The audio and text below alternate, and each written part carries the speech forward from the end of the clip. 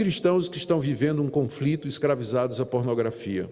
Essa derrota afeta a sua certeza de salvação, estremece o relacionamento com Deus, tira a vontade de ir à igreja e participar da escola dominical. Então, se você está aqui hoje de manhã, já é um bom sinal.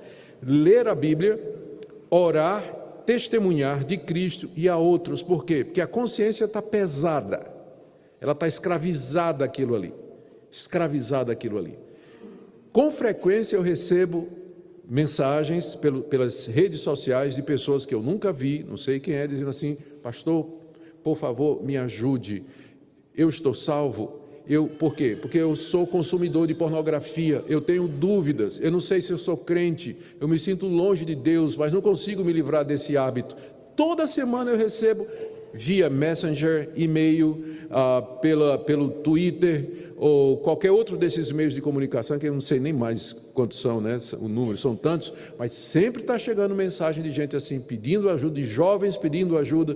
Eu não sei do meu relacionamento com Deus, porque eu sou escravo da pornografia, por favor, me ajude. Essa derrota, então, né, esse comprometimento, essa escravização, essa escravidão à pornografia, ela abala a vida do crente. Ela abala a vida espiritual mesmo, questiona o relacionamento com Deus, entristece, ele perde a autoridade para dar testemunho, para falar do amor de Deus para outras pessoas, porque ele fica se questionando se o cristianismo funciona mesmo, né, já que ele continua escravo da pornografia. Nós já dissemos que a palavra pornografia vem da palavra grega porneia. Ela é usada no Novo. A palavra porneia aparece muitas vezes no Novo Testamento para se referir à prática de relações sexuais ilícitas, tais como imoralidade ou impureza sexual em geral, adultério, incesto, prostituição, fornicação, homossexualismo e lesbianismo. A palavra porneia se refere a todo esse tipo de coisa, e é exatamente esse tipo de coisa que é o conteúdo do material pornográfico. Geralmente é isso aí.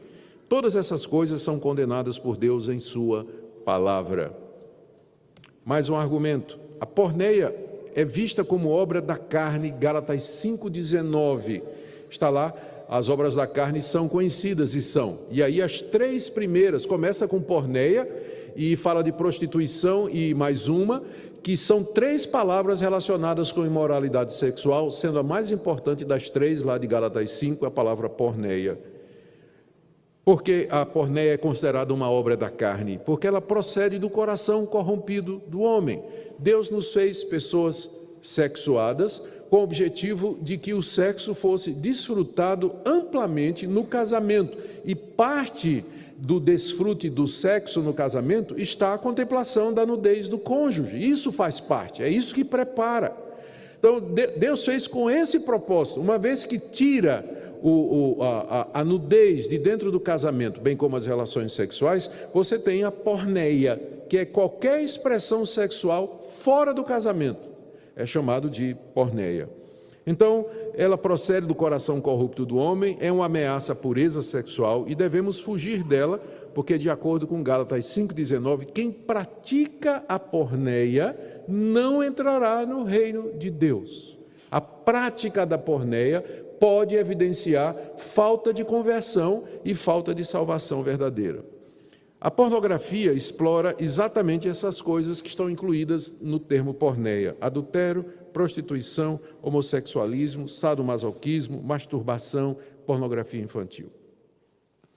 Vamos agora então para essa pergunta: o que é que podemos e não podemos ver? Pensando aqui naquele argumento da liberdade de expressão. Eu vou citar aqui algumas passagens da Bíblia que podem nos ajudar nisso. Há mais, essas são apenas algumas para balizar o nosso pensamento. Palavras de Jesus em Mateus 5,28. Eu, porém, vos digo, qualquer que olhar para uma mulher com intenção impura, no coração já adulterou com ela. Se você conseguir ver pornografia sem quebrar isso aqui, mas é possível. Em vez de mulher, você pode colocar homem também, não é? Qualquer que olhar para um homem com intenção impura, no coração já adulterou com ele. Já que também agora a pornografia é uma coisa que as mulheres consomem, esse versículo também ele pode ser lido dessa forma.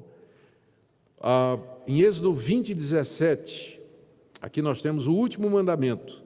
Não cobiçarás a mulher do teu próximo, nem o seu servo e nem a sua serva.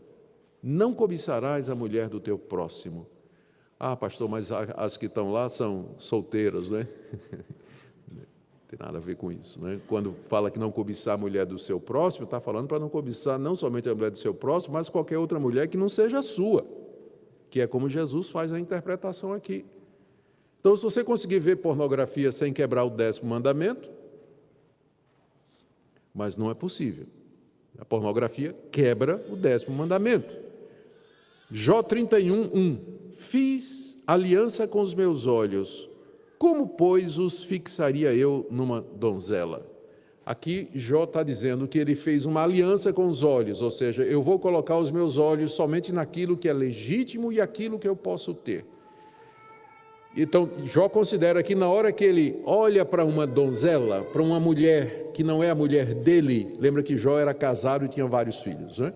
Então, se Jó coloca os seus olhos numa mulher que não é a dele, fixa os olhos, a ideia de fixar é a ideia de olhar, examinar atentamente e, evidentemente, isso vai trazer as consequências do exame, né? De você olhar e contemplar. Jó diz, eu fiz uma aliança com os meus olhos, eu não colocarei os meus olhos naquilo que eu não posso, de fato, ter de forma legítima. É aquilo que eu tenho falado aqui na igreja, é a regra da segunda olhada. Você não pode evitar que uma mulher tentadora passe na sua frente. Você está no ponto de ônibus, você está dirigindo, de repente está na calçada, você está num ambiente público, você está num shopping, você está numa loja, de repente passa uma mulher extremamente provocadora, você não pode impedir de ver a primeira, mas você pode impedir a segunda olhada. A segunda olhada já é isso aqui que Jó está dizendo. Agora, Filipenses 4:8, o que o apóstolo Paulo diz? Finalmente, irmãos, tudo que é verdadeiro, tudo que é respeitável, tudo que é justo, tudo que é puro, tudo que é amável, tudo que é de boa fama, se alguma virtude há e se algum louvor existe, seja isso que ocupe o vosso pensamento. O que é que deve ocupar o meu pensamento, o pensamento do cristão, a mente do crente? Com que ele deve ocupar a sua mente? Está aqui a relação. Tudo que é respeitável, tudo que é justo, tudo que é puro, tudo que é amável, tudo que é de boa fama, se alguma virtude há e se algum louvor existe. É com isso que nós devemos ocupar o nosso pensamento. A pergunta é, pornografia se encaixa nisso? Claro que não. Claro que não. Sequelas da pornografia. Agora, deixa eu falar para os casais. A pornografia consumida por gente casada traz algumas sequelas. Primeiro, comparação injusta entre o corpo do nosso cônjuge e aquele dos modelos, provocando impotência e desinteresse sexual dentro do casamento. O marido que consome pornografia, ele vai perder o interesse pela esposa cedo. E vice-versa. Segundo, é traição e infidelidade e, eventualmente, acaba abrindo a porta para o adultério. Acaba abrindo a porta para o adultério. Não poucos casos de adultérios começam com um dos cônjuges vendo pornografia. Aguça o desejo e o apetite de experimentar, e aí então ele vai procurar fora do casamento. É uma causa de sofrimento para a esposa, que se sente traída, jogada fora e trocada por prostitutas virtuais. Não adianta pensar assim, mas não é a mesma coisa de trair minha mulher com outra pessoa. Para a mulher é traição do mesmo jeito, ela vai se sentir traída da mesma forma. Quer você esteja traindo ela diante da tela do seu laptop ou do seu celular, quer você vá para uma zona de prostituição atrás de uma mulher, ela vai se sentir traída do mesmo jeito, jogada fora e trocada por outra. É exatamente isso que ela vai sentir. Não adianta pensar que só pela internet não traz sequelas, traz sim. E tira autoridade para cobrar dos filhos que não vejam pornografia na internet. Se o pai consome, que autoridade ele vai dizer para o adolescente? Com que autoridade ele vai dizer para o adolescente? Você não pode consumir isso, ou você não pode ver isso. Vai ser aquilo, faça o que eu digo, mas não faça o que eu faço. E ele perde a sua autoridade dentro de casa, porque ele não pode exigir dos seus filhos aquilo que ele mesmo não faz. Como se livrar? Vamos lá. Algumas sugestões aqui. Primeiro, tolerância zero.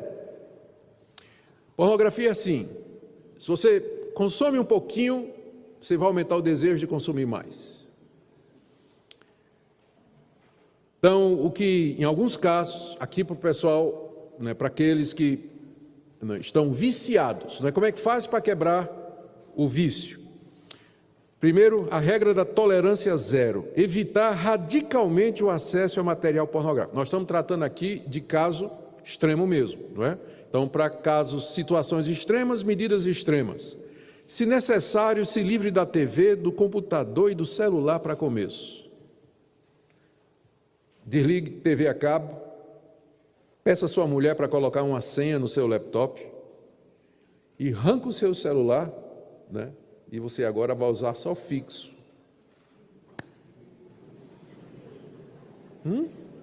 Quer se livrar ou não? Você já vem tentando, não é? E sempre está voltando. Então, é tolerância zero. Até você ganhar forças para poder caminhar. Então, começa com uma paulada dessa: eu vou me livrar de tudo aquilo que me leva a ver. Corta mesmo. Esse pastor não é muito radical, não? Não é muito radical, não, porque tem vários níveis de pornografia. Tem aquelas extremamente sutil, não é? Que o pessoal chama de erótica. Não chama de pornografia, mas chama de erótica, que viria em coisas como tipo assim, eu vou logo dizendo que eu não assisti, 50 Tons de Cinza. É um filme que ele não seria considerado pornográfico, mas ele é erótico, ele abre a porta. Séries da Netflix. Eu gosto de vez em quando de assistir séries da Netflix, mas eu tenho a maior dificuldade do mundo, eu e a Minka, a gente assiste juntos, séries da Netflix. A gente tem a maior dificuldade do mundo de achar uma série que a gente possa assistir assim, sem dizer... A gente acaba tendo que ver Flash. The Flash. Porque não dá, quando a gente parece uma série boa, né? E logo nas primeiras cenas já vem sexo, né? Aberto, descarado, violência do pior tipo, e a gente fica meio que sem opção. Então essas coisas, elas abrem o apetite. Se você começa a assistir, né? Começa a assistir, aí você vai derrubando as barreiras morais. Primeiro se acostuma com a nudez. Depois, as cenas de sexo que não são explícitas, mas está pressuposto lá. Aí quebra mais uma barreira e vai derrubando as barreiras e as resistências psicológicas e morais e espirituais. Daqui a pouco, para você, é normal ver uma cena de sexo explícito. Começa exatamente, vai derrubando as barreiras, vencendo as resistências morais e espirituais, até que finalmente você não vê nada demais. Então, tolerância zero mesmo. Se quiser vencer, é por aí. Segundo, fazer práticas devocionais com o seu cônjuge. Ler textos bíblicos que falam do casamento, da pureza, da santidade. Orar juntos por esse assunto. Disposição para perdoar. Uma mulher casada com um marido que tem dificuldades nessa área, se ela quer salvar o seu casamento, ela precisa compreender que isso às vezes se torna, é uma adição tão forte às vezes como uma droga. É uma droga da mente. A pessoa fica viciada. Precisa ter paciência e ajudar. E nesse ponto, o seu cônjuge deveria ser o seu melhor ajudante. Deveria ser o seu melhor ajudante. Orar juntos, conversar juntos sobre isso, se comprometer a dizer quando estiver tentado, quando cair. Eu sei que isso não é fácil, especialmente para a esposa. Mas, aqui está, segundo ponto, práticas devocionais, né? Crescer juntos. Aqui tem um terceiro ponto. É um acordo de prestação de contas, accountability, que é o nome que se dá em inglês, eu não sei nem, não tem uma palavra que traduza isso, mas o sentido é esse. Um pacto com seu cônjuge de falarem sobre esse assunto pelo menos uma vez por semana e que sempre dirão a verdade. Eu sei que você está dizendo, ela vai me largar. Se eu disser para ela que eu faço isso, ela vai me largar. Então, não sendo possível fazer esse pacto com o cônjuge, Escolha uma pessoa de confiança, madura, a quem você presta contas semanalmente. É um pacto de accountability. Toda semana você vai conversar com essa pessoa e ele vai perguntar: como foi essa semana? Não, essa semana eu fui tentado nisso, eu caí nisso. E aí você vai orar com aquela pessoa tem que ser uma pessoa madura, uma pessoa séria, que vai cobrar de você e vai ficar em cima para ajudar você. A ajuda pastoral está disponível também, os pastores da igreja, os presbíteros da igreja, você tem líderes na igreja, tem mulheres na igreja que são conselheiras aqui na nossa igreja. Então, há ajuda, você não tem que ficar escravo disso. Você não tem que ficar escravo disso. No caso de adolescentes e jovens, às vezes os próprios pais podem ajudar vocês a resolver essa situação. Outra dica: ficar na internet é apenas o tempo necessário. Usa o laptop e o celular para aquilo que é... Aqui já não estou falando daqueles casos mais extremos que eu mandei jogar no mato o celular, não é? Mas você usa então apenas para o que for necessário. O que é que acontece?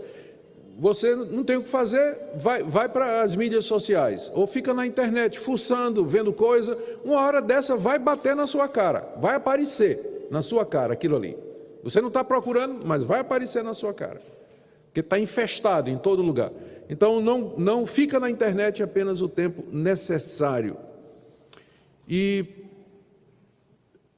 outra dica não, orientação: buscar a Deus constantemente em oração, pedindo a libertação desse hábito pecaminoso. Se cair, arrepender-se, confessar a Deus e a esposa ou ao marido, se for o caso, e recomeçar a luta. Aqui tem uma expressão em inglês: bad habits die hard, ou seja, hábitos ruins, eles custam a morrer. Um equivalente no português seria: não dá para cortar uma árvore grossa num único dia. Então você tem que brigar para você vencer esse hábito. 1 de João 1,8: se confessarmos os nossos pecados, Ele é fiel e justo para nos perdoar os pecados e nos purificar de toda injustiça. Ainda, evitar envolver-se com qualquer tipo de conversação torpe pelas mídias sociais, Facebook, Twitter, Messenger, etc. Em Efésios 5, de 3 a 7, o apóstolo Paulo fala a respeito da nossa conversação, que a gente, até mencionar determinadas coisas, elas são torpes. E eu fico imaginando como isso não é, ver coisa no meio, ou passar conteúdo que tenha alguma coisa imoral, isso é mais comum do que a gente pensa. De vez em quando, por engano, naquele grupo de WhatsApp, alguém posta uma coisa, né, que tem um palavrão desse tamanho lá dentro, ou de conteúdo duvidoso. Aí a pessoa coloca assim: desculpe, grupo errado. Não, foi o grupo certo, né? Para que a gente visse realmente o que é que você anda compartilhando aí em outros grupos, né? Em outros grupos. Os crentes ficam fazendo de vez em quando aparece. Então, é claro, se uma pessoa ela já venceu essa resistência moral, né, de está acostumada a ficar escutando, vendo essas piadas, esses videozinhos, né, safados, né, que aparecem nos grupos de WhatsApp, que as pessoas ficam transmitindo, então eu não sei quantas outras barreiras ele já derrubou também, e quanto para ele ou não é normal ver pornografia. Para os casados, estamos falando para os casados, a prática regular das relações sexuais com o cônjuge irá contribuir em muito para mortificar os impulsos sexuais impuros. Casais que têm uma vida de relacionamento sexual plena, agradável, abundante, esses têm menos tentações de se envolver com pornografia. Ajudando os filhos. Como é que a gente pode ajudar os filhos? Primeiro, fale francamente com eles sobre esse assunto. Não espere ele aprender sobre isso lá na escola com os amiguinhos ou com o professor ateu imoral lá da escola dele, mas fale francamente com ele a respeito desse assunto. Segundo, proíba o uso da internet nos quartos ou em ambientes isolados. Isso é meio difícil isso, né? Com o celular isso é meio complicado, mas você vai seja criativo. Dê exemplo, evitando programas de TV de conteúdo erótico, quando estão ali na sala, né, com todo mundo reunido, já começa dando exemplo ali. Manda decorar versículo bíblico do tipo, seja isso que ocupe o vosso pensamento, aquela passagem que eu li, que está de Filipenses 4:8. Incentive prática de esporte, pouco tempo no banheiro, vida devocional e muito banho frio. Isso vai ajudar o adolescente, né? Vai ajudar bastante o seu adolescente. Mas ajude, porque a tentação é grande, a tentação é grande, a tentação é grande, e você pode ajudar dessa maneira. Vamos orar?